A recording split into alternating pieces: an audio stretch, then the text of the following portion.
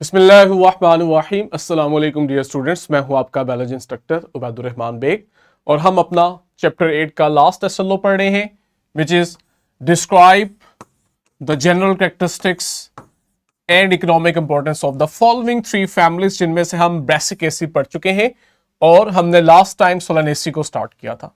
आज हम सोलानेसी को कवर करेंगे जिसमें इसके जनरल कैरेक्टरिस्टिक्स कंप्लीट करेंगे, फिर उसके बाद इसकी इकोनॉमिक इंपॉर्टेंस पढ़ेंगे और नेक्स्ट लेक्चर में इंशाल्लाह हम लास्ट फैमिली को कवर करते हुए अपना ये चैप्टर कंप्लीट करेंगे। क्विकली स्टार्ट के अंदर हम पहले क्या करते हैं, इनकी जो कल हमने कैरेक्टरिस्टिक पढ़ी है उन्हें जल्दी से रिवाइज करते हैं। लीव्स हमारे पास क्या है, सिंपल है।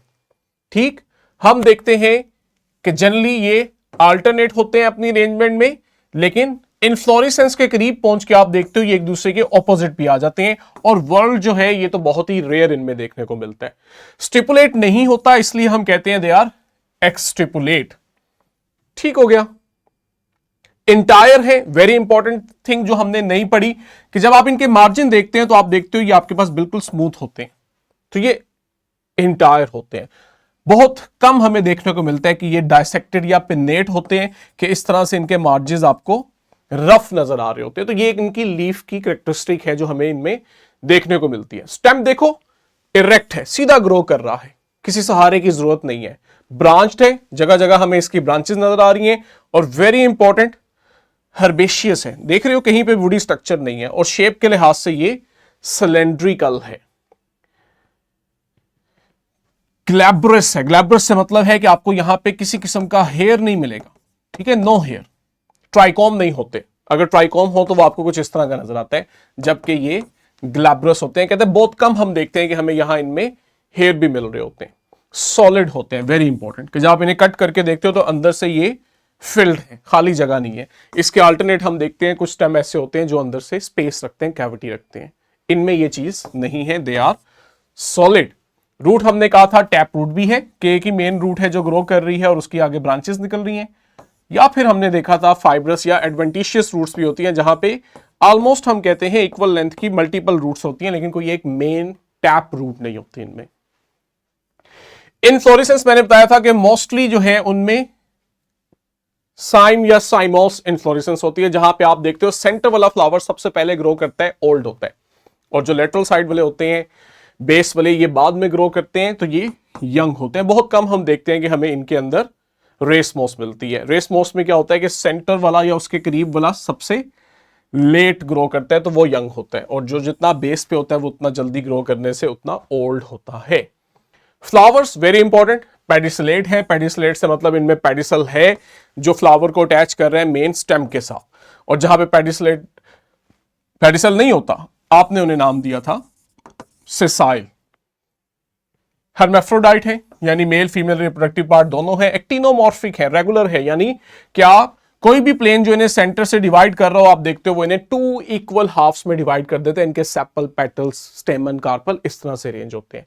बहुत कम हम देखते हैं कि वो स्लाइटली जाइगोमॉर्फिक मिलते हैं। जाइगोमॉर्फिक क्या है कि सिर्फ एक ही प्लेन जो इनके सेंटर से गुजरे वहीं से आप देखते हो कि ये दो इक्वल हाफ में डिवाइड होता है, और किसी प्लेन से गुजारोगे तो आप देखोगे वहां ये दो इक्वल हाफ में डिवाइड नहीं हो रहा होता। तो हमारे पास मोस्टली सोलानेसी के जो फ्लावर हैं ये एक्टिनोमॉर्फिक है। हाइपोगाइनस है, हाइपोगाइनस मैंने आपको बताया था जहां ओवरी सुपीरियर है और जो बाकी के स्ट्रक्चर है वो इससे नीचे से निकलते हैं। इसके बरक्स क्या होते हैं कि या तो उसकी सराउंडिंग से निकल रहे होते हैं पेरिगाइनस, या फिर उसके ऊपर निकलते हैं, ओवरी इंफीरियर हो जाती है और इसे आप कहते हो एपिगाइनस। ब्रेक्ट, ब्रेक्ट आपके पास जहां से लीफ निकल रहा होता है, यानी कि पेडिसल से भी नीचे, ये जो पेडिसल है इससे भी नीचे आप लोगों को स्मॉल लीफ लाइक स्ट्रक्चर मिलते हैं, जिनको आप ब्रेक्ट बोलते हो या ब्रैकेट बोलते हो। जिनमें ये ब्रेक्ट होते हैं इन्हें आप कहते हो ये ब्रेक्टिएट हैं, और जिनमें नहीं होते उन्हें आप कहते हो ई ब्रेक्टिएट। तो कहते हैं आपको इनमें ब्रेक्टिएट और ई ब्रेक्टिएट दोनों कंडीशन मिलती है, यानी ब्रेक्ट हो भी सकता है और ब्रेक्ट नहीं भी हो सकता। ये मैंने आपको बताया था कुछ हमारे पास कॉमनली पाए जाने वाले सोलानेसी प्लांट्स हैं। आपने बस इनको अपनी सराउंडिंग में देखना है और ऑब्जर्व करके बताना है कि इनके अंदर कौन कौन सी वेजिटेटिव और रिप्रोडक्टिव कैरेक्टरिस्टिक्स को आप आइडेंटिफाई कर सकते हो। कैलिक्स हमने कहा था 5 सेपल्स थे, लेकिन 5 सेपल्स आपस में फ्यूज थे, इसलिए हमने इन्हें गैमोसेपेलस कहा था। और हमने देखा था आपको इनके 5 ही उभार नजर आ रहे होते हैं, परसिस्टेंट होते हैं कि आफ्टर फर्टिलाइजेशन भी रहते हैं, और इवन हमें फ्रूट के अंदर भी ये बड़े बड़े नजर आ रहे होते हैं।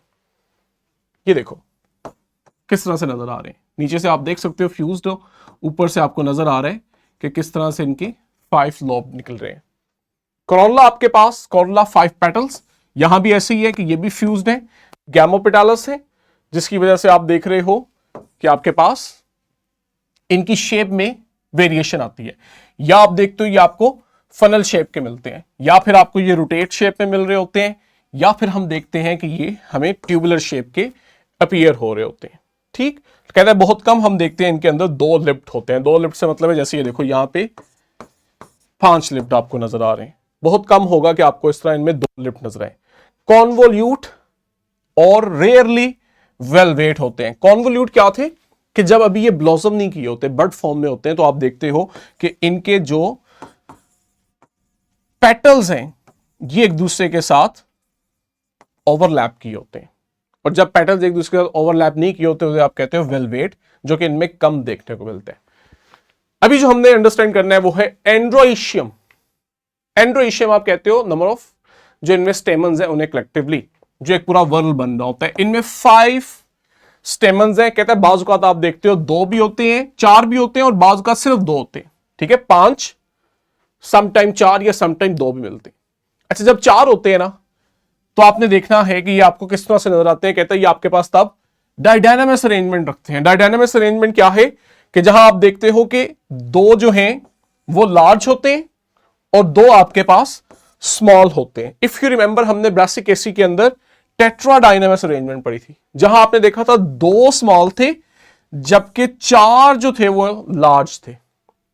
तो वो क्या थी, टेट्रा, 4 बड़े हैं ना तो उसके लिहाज से टेट्राडायनामस। यहां 2 बड़े हैं 2 छोटे हैं, तो हमने इनको डायडायनामस कहा। ठीक है, और आपके पास एक और कैरेक्टरिस्टिक है जस्ट फॉर योर इंफॉर्मेशन, डायडामस। डायडामस में क्या होता है, आपके पास इक्वल लेंथ के 2 पेयर्स होते हैं। अच्छा देखो जनरली 5 हैं, लेकिन कहते हैं समटाइम आप देखते हो आपको 4 मिलते हैं। तो जहां पे फिर वो 5वां मिस होता है ना, वहां आप देखते हो उस लॉस्ट स्टेमन की जगह फिर आपको वहां पे स्टेमिनोड मिलता है। स्टेमिनोड क्या है, ये आपके पास एक आप कह लो स्टेराइल स्टेमन है, जो कि रिप्रोडक्टिवली एक्टिव नहीं होता, रिप्रोडक्शन में पार्टिसिपेट नहीं करता, बस 5वें की कमी पूरी करने के लिए आपको वहां नजर आ रहा होता है, लेकिन ये रिप्रोडक्टिवली मैच्योर नहीं होता। वेरी इंपॉर्टेंट टर्मिनोलॉजी जिसको आप अभी पढ़ोगे, पीछे नहीं पढ़ा। कहते हैं स्टेमन्स जो हैं ये एपिपेटालस हैं। एपिपेटालस से मतलब ये होता है कि इनके जो स्टेमन के अंदर 2 पार्ट्स है ना, इफ यू रिमेंबर, ये जो फिलामेंट है ना ये पीछे अटैच होता है पेटल के साथ, फ्यूज किया होता है। ठीक है, स्टेमन में जो फिलामेंट पार्ट है ये फ्री नहीं होता बल्कि फ्यूज किया होता है पेटल के साथ। तो जब स्टेमन का फिलामेंट पेटल के साथ फ्यूज हो, सिर्फ एंथर ही फ्री हो, हम उस अरेंजमेंट को कहते हैं एपिपेटालस। और देखो कितने इंपॉर्टेंट कैरेक्टरिस्टिक हमें बता रहा है कि ये अल्टरनेट होते हैं। ठीक है, अगर 2 जो है वो इस तरह से हैं अरेंज, तो 2 आपको इस तरह अरेंज मिलते हैं, यानी कि इनमें ओवरलैपिंग नहीं हो रही कि आपके पास 2 इस तरफ इस तरह पड़े हुए हैं और 2 इस तरफ इस तरह पड़े हैं, ऐसे नहीं है। ये अल्टरनेट फॉर्म के अंदर आपको अरेंज मिलते हैं।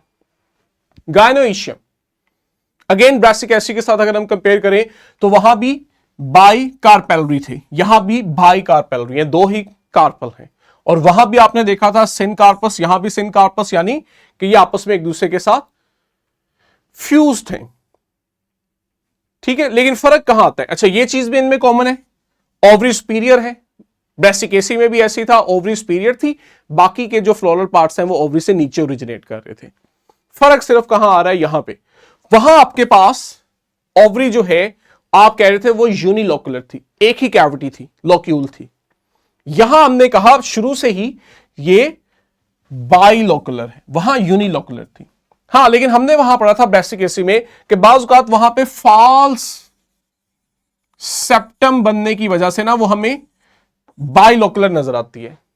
तो यहां भी इस तरह की अब नॉर्मैलिटी मिलती है कि जनरली ये आपके पास बाइलोकुलर है, इस फॉर्म में है, लेकिन बाज़ औक़ात हम देखते हैं कि ये आपको फॉल्स सेप्टेशन बनने की वजह से, सेप्टम बनने की वजह से टेट्रालोकुलर यानी इस तरह की नजर आती है। ठीक,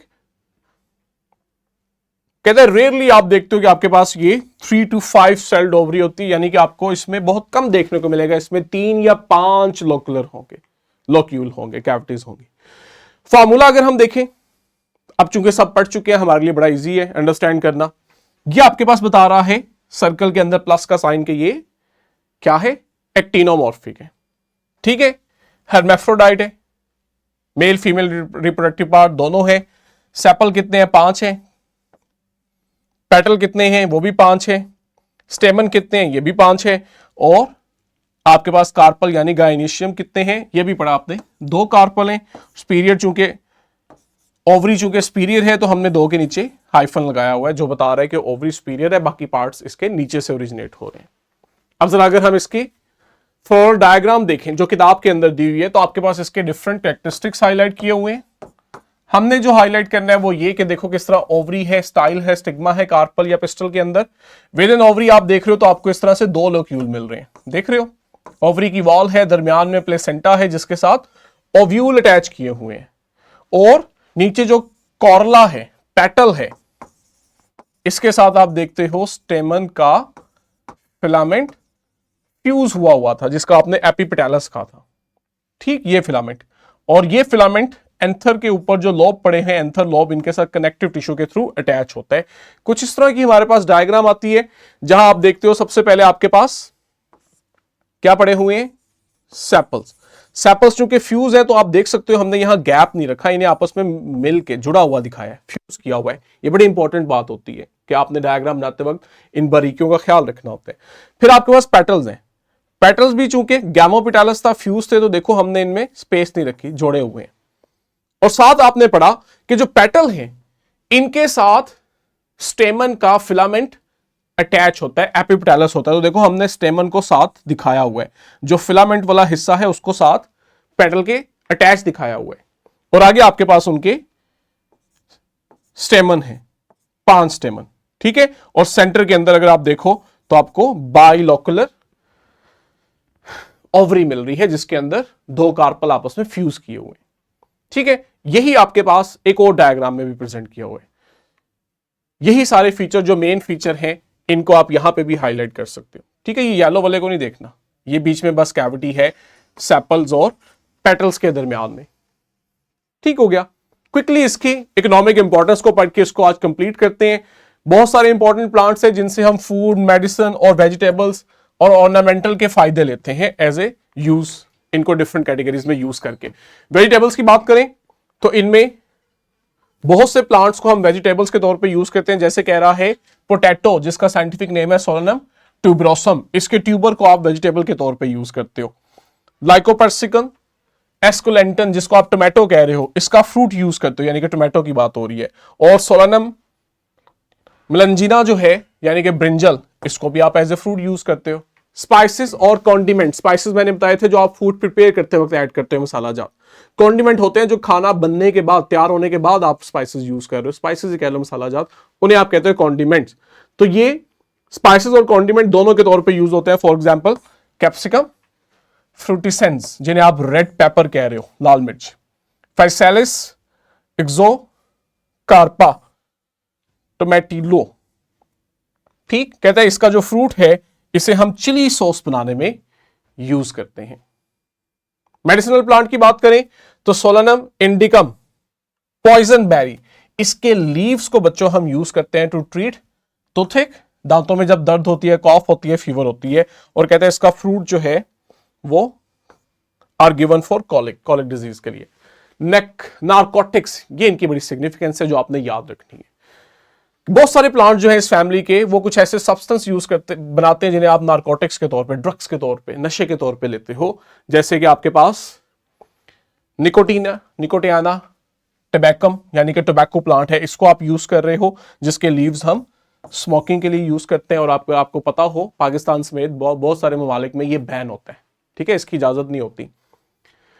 एल्कलॉइड्स, एल्कलॉइड्स आपके पास नाइट्रोजन कंटेनिंग ऑर्गेनिक कंपाउंड्स होते हैं। आप देखते हो कि वो प्लांट्स, सोलेनेसी प्लांट्स, जो नारकोटिक्स प्रोड्यूस करते हैं उनमें साथ ही साथ एल्कालॉइड्स भी प्रोड्यूस हो रहे होते हैं, जिन्हें हम इंसेक्टिसाइड्स के तौर पे यूज करते हैं। इंसेक्टिसाइड्स आप उन केमिकल्स को कहते हो जिनसे आप इंसेक्ट्स को किल कर रहे होते हो। तो जहां इनसे टोबैको या आपके पास नारकोटिक्स से रिलेटेड प्रोडक्ट हासिल होता है, वहीं पे हम इन्हें इंसेक्टिसाइड के तौर पे भी यूज करते हैं, क्योंकि ये एल्कालॉइड्स बना रहे होते हैं। अगेन टोबैको की ही एग्जांपल है निकोटियाना टोबैकम, जिसके अंदर ऐसे एल्कालॉइड्स यूज होते हैं कि हम इसे इंसेक्टिसाइड के तौर पे यूज करें। ऑर्नामेंट्स आप कहते हो खूबसूरती के लिए, तो बहुत सारे प्लांट्स इस फैमिली के जो हैं वो ऑर्नामेंटल प्लांट्स भी हैं, जैसे फॉर एग्जांपल पिचूनिया और निकोटियाना एलेटा। कहते हैं ये अपने वाइब्रेंट फ्लावर्स और अट्रैक्टिव फॉलिएज की वजह से, फॉलिएज आप कहते हो जो कलेक्टिव लीव्स हैं उनके लिए, प्लांट्स के फॉलिएज और फ्लावर्स की वजह से ये यूज होते हैं। ले जी, हमारी 2 फैमिलीज कंप्लीट हो चुकी है, लास्ट फैमिली है, इसे इंशाल्लाह हमने अगले लेक्चर में कंप्लीट करना है। इसके जनरल कैरेक्टरिस्टिक्स और इकोनॉमिक इंपॉर्टेंस इकट्ठे ही करेंगे, क्योंकि आप मोस्ट ऑफ द 90% 95% टर्मिनोलॉजी से आप वाकिफ हो चुके हो। बहुत कम टर्मिनोलॉजी होगी जिसको आप नेक्स्ट फैमिली में फर्स्ट टाइम पढ़ रहे होगे, तो हमारे लिए उसको क्विकली पढ़ना आसान हो जाएगा। इसको पढ़ें, प्रैक्टिस करें एमसीक्यूज के लिए खास तौर पे, ताकि आपका एमसीक्यूज पार्ट जो है और शॉर्ट क्वेश्चन पार्ट वो प्रिपेयर रहे फाइनल एग्जाम के लिए। कल इंशाल्लाह मिलेंगे, तब तक के लिए बच्चों